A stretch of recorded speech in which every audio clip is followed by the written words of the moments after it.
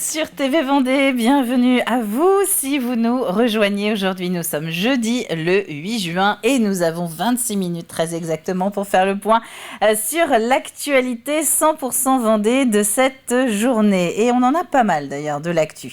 Nous parlons notamment de la future Arena des Sables d'Olonne. L'Arena, c'est cette salle de 2000 places assises, aussi bien pour des compétitions de sport que pour des spectacles. Pour vous donner un petit peu une idée, ça va représenter la moitié de la capacité du Vendée Espace et le chantier vient justement d'en commencer aux portes de l'agglomération des Sables d'Olonne. Nous allons aussi dans les coulisses du potager extraordinaire ce matin. J-3 semaines avant l'ouverture au grand public du nouveau site du potager extraordinaire, puisque nous ne sommes plus aux Achards mais à La Roche-sur-Yon.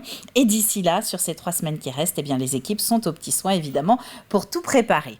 Un petit peu de people, un petit peu de paillettes également au cours de la matinale, puisque Colline est allée à la rencontre d'un des plus célèbres duos de Pékin Express. Il était en Vendée, c'était en début de semaine, le Fabriac Tour. Fabrice et Briac de Pékin Express en 2019. Eh bien, ils se sont engagés dans un Tour de France à vélo au profit de la Ligue contre le cancer. On va retrouver aussi nos chroniques du jeudi, à savoir un petit coup d'œil dans le rétro avec la chronique presse, puisqu'on va forcément revenir en images sur les meilleurs moments des 15 ans de TV Vendée. C'était samedi dernier et le plateau a été pas mal visité d'ailleurs, vous le verrez dans les images.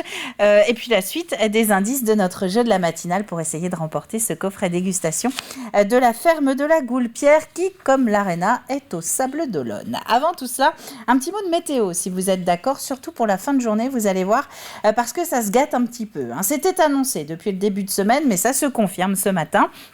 Ça va faire du bien, on va pouvoir respirer. Une matinée plus couverte donc en ce jeudi, un peu plus d'ailleurs sur le littoral que dans les terres, uniquement dans un premier temps, parce que vous allez voir rapidement que ça va changer. Les températures, elles ne baissent pas, on va avoir le détail en fin de journal, compter entre 22 et 23 avant midi. Cet après-midi, alors là, boum patatras, des nuages épais, du gris, du moche pour tout le monde. Un ciel encombré avec des pluies sur la côte et des averses dans les terres. Je vous laisserai faire le distinguo entre pluie et averses. Vous regarderez sur les sites notamment de météo. Des orages aussi qui vont éclater un petit peu partout, surtout au cours de la nuit prochaine. Les horaires de marée, eh bien, la mer montait sur ce début de journée avec un point le plus haut à 9h20. La prochaine basse mer, elle, c'est en début d'après-midi, à savoir 3h moins 20, coefficient 77-73. Comme nous sommes jeudi, on va retrouver notre palmarès des carburants, avec les prix hebdo à la pompe. Alors pour le diesel, pas vraiment de changement par rapport à la semaine dernière. Nous sommes autour de 1,59 € le litre pour les stations les plus intéressantes cette semaine en Vendée, à savoir Luçon, Montaigu, La Roche ou encore les Sables d'Olonne. Si on regarde le samplon 95 maintenant, pour le 95-10, eh bien tablé plutôt sur 1,76 € le litre dans les stations intéressantes, à savoir Beauvoir, Pouzauges, Montaigu ou encore Luçon. Mais il y en a d'autres aussi à 1,76 €. On ne peut pas tout mettre. On n'a que les 4 premières et nous allons terminer avec le GPL. Et là, je vais plutôt vous parler de Châlons, de la Guérinière, de la Châtaigneraie et de Fontenay-le-Comte avec un plein au GPL à 0,95 voire 98 le litre. La carte des marchés.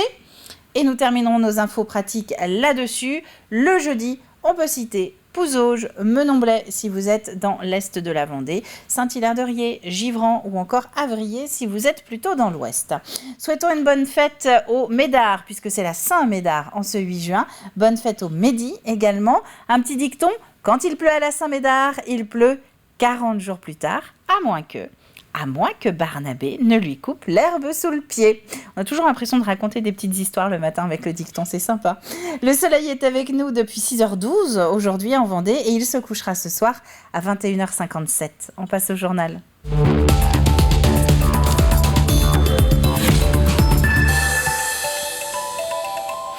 Et nous commençons avec un prénom. Elle s'appelait Aline. Elle était en fin de procédure de divorce qui était ouverte depuis 2 ans et elle a été tuée la semaine dernière par son ex-conjoint. C'était jeudi en Vendée, à la Guyonnière plus précisément. Maman d'une petite fille de 8 ans, Aline n'était pas identifiée par les autorités comme étant en danger. La cérémonie d'obsèques est prévue ce matin à 10h30 en l'église des Brousilles, d'où elle était originaire. Aline est la 47e femme victime d'un féminicide cette année en France. Du côté des Sables d'Olonne, l'agglomération a vécu un moment plutôt symbolique en début de semaine. Le lancement du chantier de la future Arena. C'est un petit peu comme le Vendée Space, une grande salle, à la fois pour des rencontres sportives, mais aussi culturelles, dont la capacité représentera quand même justement la moitié du complexe de Mouilleron-le-Captif, à savoir 2000 places assises qui seront livrées en 2025. Une Arena attendue depuis plus de 10 ans maintenant, qui proposera aussi des équipements pour l'escalade, la boxe, ou encore un théâtre de verdure.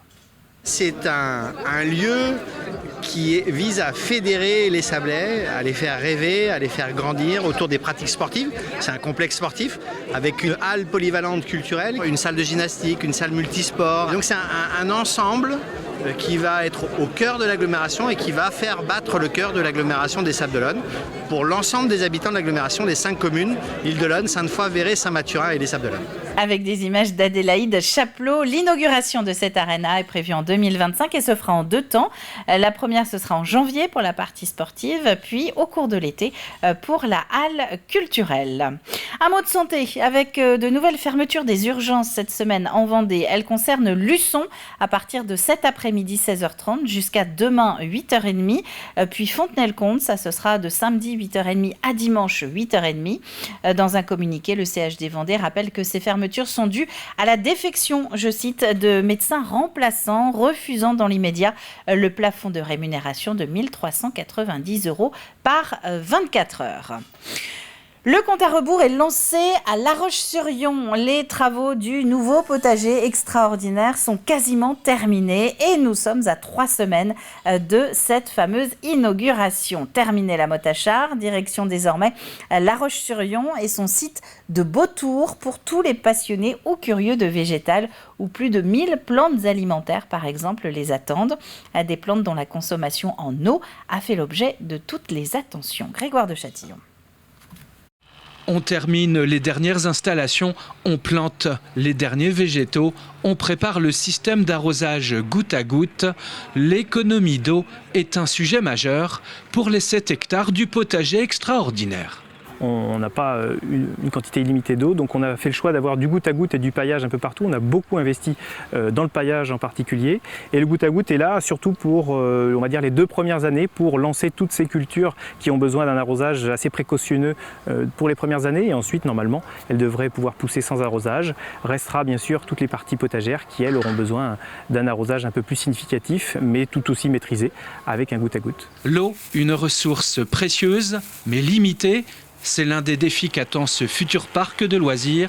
Un parc qui aura comme ambition de susciter votre curiosité autour du végétal. Au menu, 6 espaces thématisés parmi lesquels un bizarretum, un potager expérimental et ce potager exotique. Ici, ce n'est pas que des plantes alimentaires exotiques, on a une ambiance qu'on va essayer de créer. Alors ça va prendre un petit peu de temps, quelques mois, pour que tout ça prenne de l'ampleur et qu'on ait un sentiment un peu plus exotique. Ici, c'est la première année qu'on va pouvoir cultiver tout ça. Et devant, en premier plan, eh bien, on va disséminer des plantes alimentaires qui, elles, viennent d'ailleurs et qui vont vous expliquer que l'on ne mangeait pas de ketchup avant la découverte de l'Amérique par Christophe Colomb et bien d'autres histoires encore. Un voyage pour découvrir les plantes potagères du monde entier. Un peu plus loin, on s'active dans le tunnel de tomates. Alors nous, on est en train de couper les gourmands des tomates et aérer éventuellement les pieds si les feuilles sont sèches ou malades. Il y a beaucoup de différentes variétés de tomates en fait, qui viennent du monde entier. Le voyage se poursuit dans la tomate qui ne devrait plus avoir de secret pour vous. Venir ici piquer des idées pour votre jardin ou votre balcon, c'est le souhait du potager extraordinaire qui ouvrira ses portes le 1er juillet prochain à La Roche-sur-Yon. Et puisqu'on parle notamment de l'eau, un rappel pour les particuliers avec les premières mesures de limitation qui ont été prises lundi par la préfecture de Vendée. Elles concernent le nord du département, autour de Chaland, Roche-Servière, les Lucs-sur-Boulogne, Saint-Gilles, Croix-de-Vie, Saint-Jean-de-Mont et les Achards. Interdiction d'arroser jardins et potagers entre 8h et 20h. Et c'est la même chose pour les terrains de sport. Pas d'inauguration, mais un anniversaire. C'était il y a quelques jours à Sallertaine. Après une mise en route assez difficile, avec notamment de gros travaux d'aménagement, la bergerie Sainte-Yves a soufflé sa première bougie avec toutes les associations qui l'ont accompagnée dans le projet. Des éleveurs qui s'occupent de moutons Landes de Bretagne, une race très rustique qui est en train d'être remise au goût du jour après avoir failli disparaître. L'exploitation mise sur l'autonomie, tant en herbe qu'en eau. On fait du pâturage tournant dynamique, donc on déplace les bêtes tous les 2-3 jours pour qu'elles pâturent tous les jours de la meilleure herbe possible, sans se parasiter à rester trop longtemps sur une parcelle. Ce qui nous permet de produire juste de l'herbe et de produire de la viande juste avec de l'herbe. Donc il n'y a pas de destruction de sol, il n'y a pas de céréales, il n'y a pas de pesticides d'utiliser, il n'y a rien. Donc vraiment écologiquement on est top. On a planté 6000 piquets de châtaigniers cet hiver pour 14 km de grillage. Pour protéger les haies, protéger les mares, on a recréé des mares, on a recréé des haies qui avaient été arrachées à l'époque. Vraiment, le but, c'était vraiment de retrouver la nature comme elle était à l'époque. À Pouzauges, la communauté de communes voudrait développer le covoiturage pour améliorer les déplacements sur son territoire et plus particulièrement le covoiturage domicile-travail. Pour le faire savoir, elle a donc organisé des rencontres directement au contact des salariés. Exemple ici, dans la zone de Montifaux. L'objectif, c'est de montrer qu'en fait, peut-être à l'échelle de son entreprise, on ne peut pas covoiturer parce qu'on n'a pas les mêmes horaires. Par contre, à l'échelle de la zone, on est quand même une zone avec plus de 1500 salariés. Il y a des opportunités de covoiturage importants. Et en plus, maintenant, on a une application de covoiturage domicile-travail Caros qui va permettre aussi de se faire rencontrer ces gens-là. Mais on voulait, nous, créer une animation physique où on puisse se rencontrer en physique, discuter ensemble et aussi casser la peur qu'on peut avoir de covoiturer parce que c'est pas évident la rencontre avec l'autre. Le lycée nature de La Roche-sur-Yon a accueilli au début du mois le réseau Éducation à la citoyenneté et à la solidarité internationale. C'est un groupement du ministère de l'Agriculture. Concrètement, 22 volontaires originaires de 4 continents différents qui se sont rassemblés pour se professionnaliser et échanger sur les pratiques françaises. Le lycée nature est très impliqué dans ce réseau. Il accueille depuis le mois de janvier 2 services civiques ivoiriens en formation dans le milieu agricole en Côte d'Ivoire. Déjà, j'ai appris des techniques d'irrigation que peut-être je connaissais en théorie mais que je ne connaissais pas en pratique.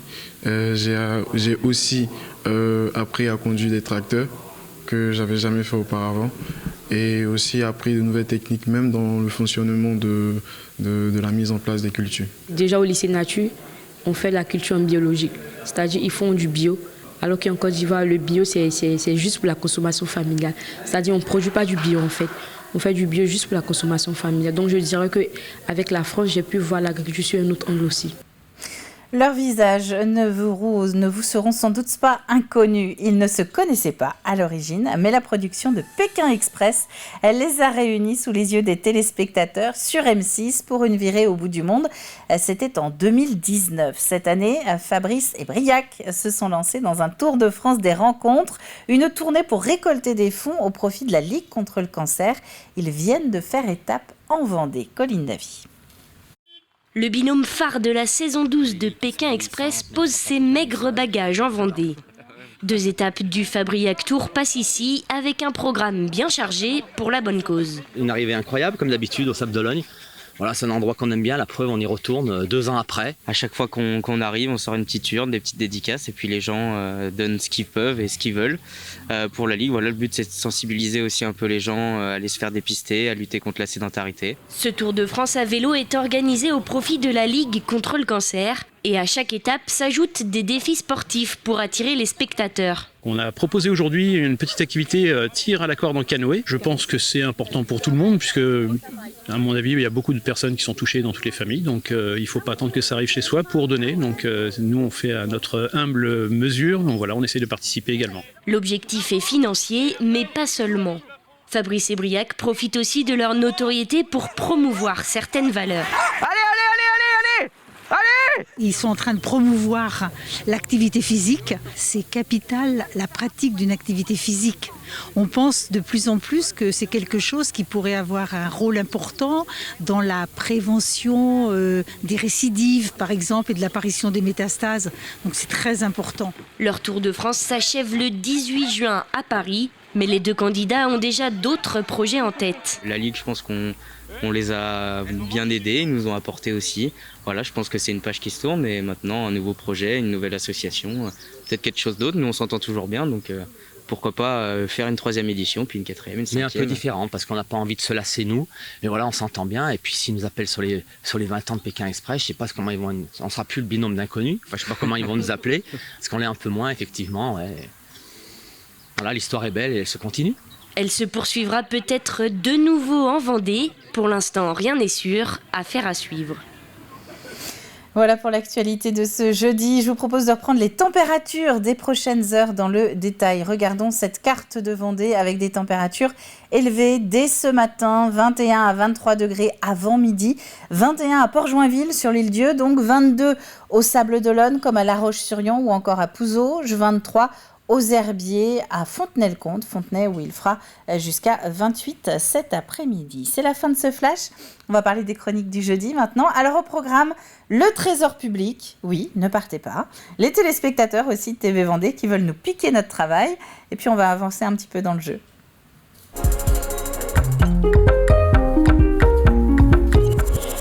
Et on va donc commencer avec le plus de l'info. Coup de projecteur aujourd'hui sur les finances publiques. À quoi servent exactement ces fameux points de contact répartis sur toute la Vendée pour nous éviter de tous nous retrouver dans les locaux du Centre des impôts de La Roche-sur-Yon ? Eh bien, la réponse, c'est maintenant.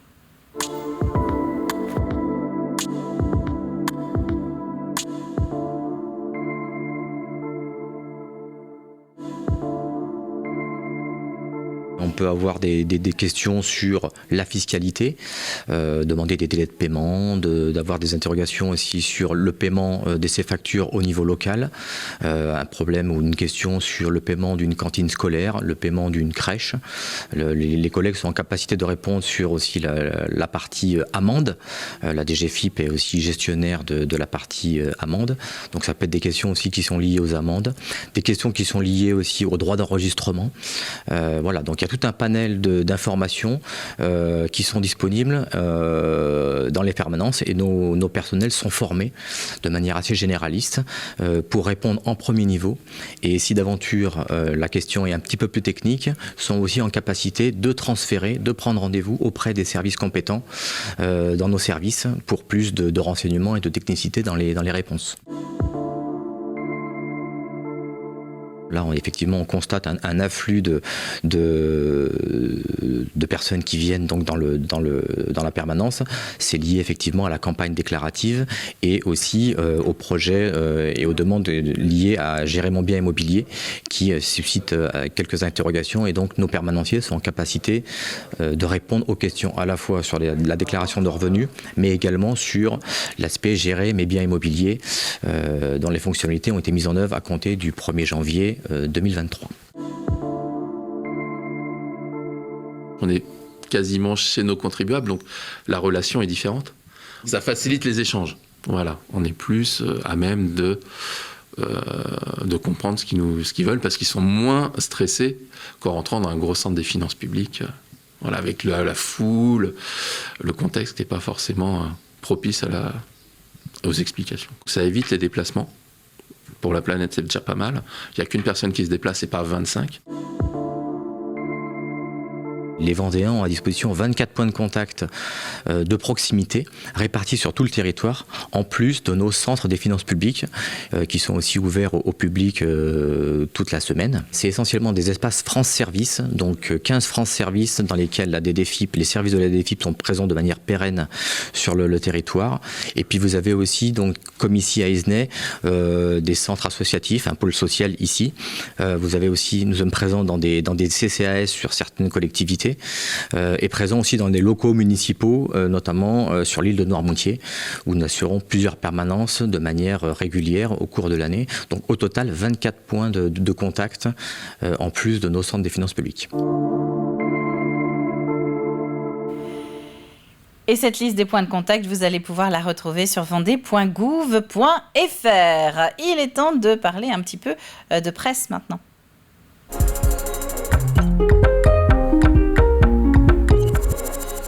avec notre chronique presse cette semaine en forme de clin d'œil. Difficile de ne pas revenir évidemment à 4 jours après sur les portes ouvertes organisées le week-end dernier à TV Vendée pour les 15 ans de la chaîne. Vous n'avez pas pu être là ? Eh bien regardez et écoutez, la nouvelle génération de journalistes locaux vendéens, elle était présente.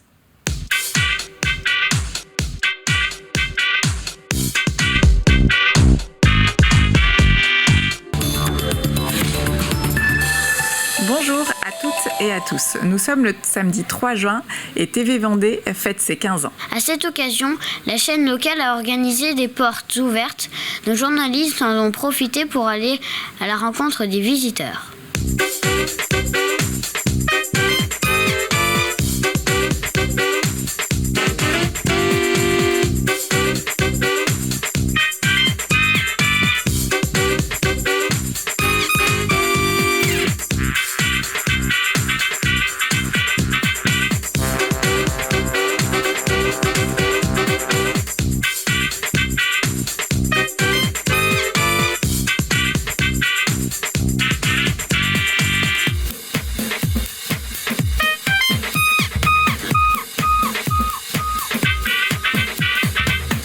C'était très bien, très enrichissant, hein, mais bon, ça fait beaucoup de choses à la fois.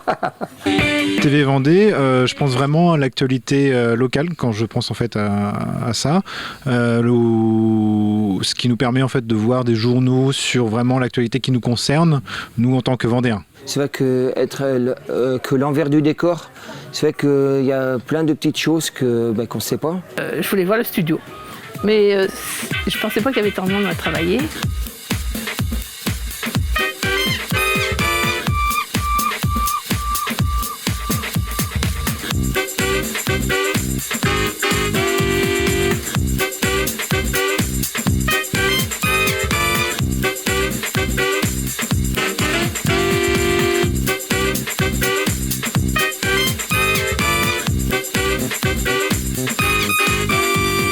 C'est la fin de ce journal. Merci d'avoir été avec nous.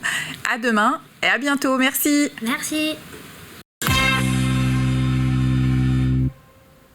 Et oui, comme Cyril, merci à vous d'être venus sur le plateau à l'occasion de ces portes ouvertes. On a vraiment tous passé un très très bon moment. Rendez-vous dans 5 ans pour les prochaines. Nous, on ouvre le programme télé.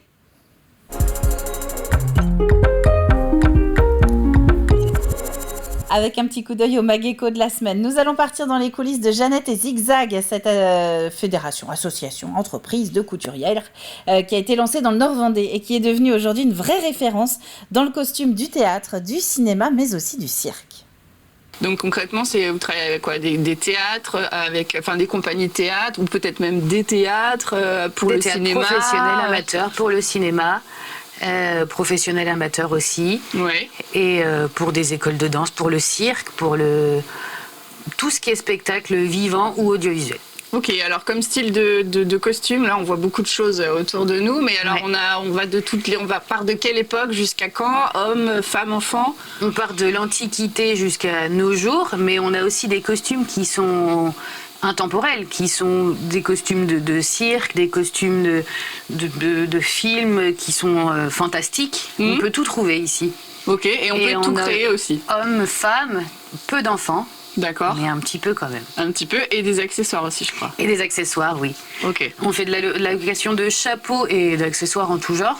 On fait pas par contre les perruques et les chaussures. Ok, très bien. Bon, merci. Je vais aller retrouver Nadège justement dans l'atelier qui est juste à côté, qui va montrer un petit peu comment vous travaillez sur un exemple de commande de création. Merci. Ok, super. Salut. Salut.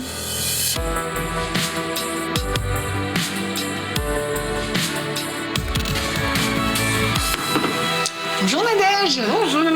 Alors là, on se retrouve dans l'atelier de Jeannette et Zigzag. Exactement. Donc toi, tu es costumière. Oui.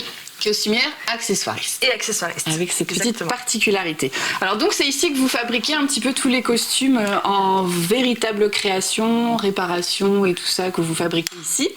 Donc ce qu'on voudrait savoir, c'est un petit peu comment ça se passe, comment vous arrivent les commandes aussi, comment on se fait connaître, comment arrivent les commandes ici chez Jeannette et Zigzag. Alors déjà on a deux activités, parce que donc on a la location, et quand on fait la location, on va faire les essayages et on va faire une mise au mesure des costumes pour chaque client, artiste. Donc les costumes vont forcément passer dans l'atelier. Et c'est un très beau Mageco, donc à retrouver en intégralité tout au long de la journée sur l'antenne de TV Vendée. Et si vous êtes trop impatient, il y a aussi la chaîne YouTube pour le reportage à la demande. Quant à nous, avant de se quitter, on va passer au jeu.